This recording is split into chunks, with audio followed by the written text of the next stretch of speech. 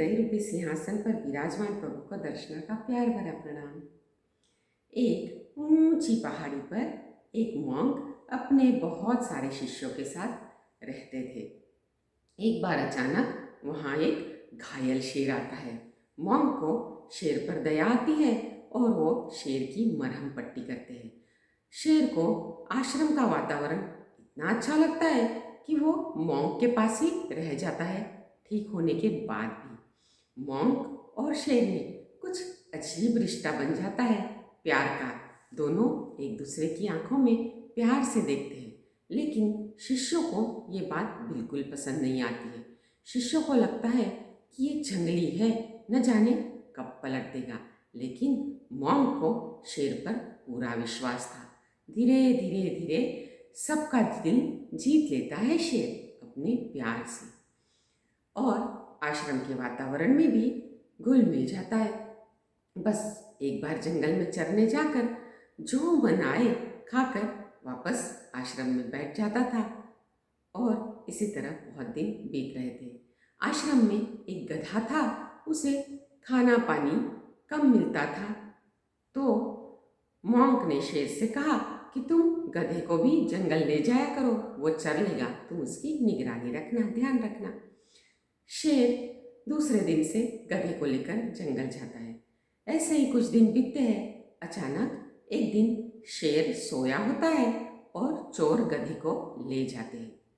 शेर अकेला आश्रम में लौट आता है, बहुत दुखी, बहुत हताश।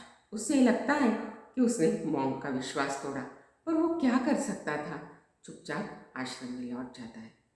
आश्रम में आता है तो सारे शिष्य उसे भला बुरा कहते हैं, बहुत गलत बात करते हैं उससे। लेकिन शेर क्या करे, कैसे कहे कि मैंने गधा नहीं खाया। वो चुप रहता है, चुप रहता है, चुपचाप पड़ा रहता है। उसका और दूसरे लोग फ़ायदा उठाते हैं। कोई उसे पत्थर मारता है, कोई उसे गालियाँ देता है, और कोई कहता है हमने पहले ही कहा था इस जंगली पे विश्वास मत करो। लेकिन मॉन्क ने इस पे विश्वास किया और ये गधे को फाड़ कर खा गया जंगल ले जाकर। लेकिन मॉन्क को शेर पर पूरा विश्वास था, और शेर की आंखों में उसे आंसू दिखते थे। वो सब शिष्यों से समझाते थे कि इस तरह शेर का अपमान ना करें। वो जंगली है, फिर भी इस तरह शांत होकर रह रहा है, हमें उसकी इज्जत करनी चाहिए। लेकिन जब मॉन्क का ध्यान नहीं रहता था, लोग शेर का अपमान करना शुरू रखते थे। बहुत दिन ऐसे बीत गए। शेर अपमान सहता गया, चुप रहा, चुप रहा, चुप रहा। क्या कहता बेचारा, मैंने गधा नहीं खाया, कौन उसकी बात पर विश्वास करता। धीरे धीरे धीरे धीरे बात बढ़ती गई और लोग शेर को तंग करना बढ़ाते गए। एक दिन ऐसे ही दुखी होकर शेर ने प्रभु से प्रार्थना की, हे प्रभु, यह कब तक चलेगा?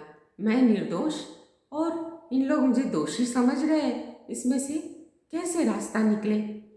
ऐसी विनती करता हुआ वो पहाड़ी पर, ऊंची पहाड़ी पर खड़ा था। तभी नीचे से उसे कोई चहल पहल दिखी, कोई जाता हुआ दिखा। चोर थे जो गधे को लेकर कहीं जा रहे थे। गधे पर बहुत सारा सामान लदा था।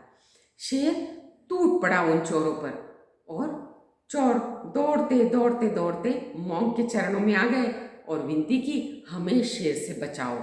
तब मॉन्क ने शेर से पूछा, ये क्या है? शेर और मॉन्क एक दूसरे की जैसे आंखों की भाषा जानने लगे थे, इतना प्यार हो गया था। तब मॉन्क ने चोरों से पूछा कि क्या बात है, ये गधा तुम्हारे पास कहाँ से आया? तब चोरों ने सारी बात बताई। सारी बात खुल गई, सामने आई। सत्य इस प्रकार सामने आया और शेर की जीत हुई। फिर से शेर ने सबके हृदय में अपना स्थान बना लिया। जब भी विपरीत परिस्थिति हो जीवन में, तब बस शांत रहकर उसका सामना करना, इसी में समझदारी है। क्या कहना है आपका? इंतज़ार रहेगा मुझे आपके जवाब का। चलिए प्रभु का शुक्रिया अदा कर विदा लेते हैं। हे प्रभु, मैं शुक्रिया करूँ भी तेरा तो कहाँ तक करूँ, मेरा सिर झुका कहूँ, तेरा एहसान बहुत है, शुक्रिया।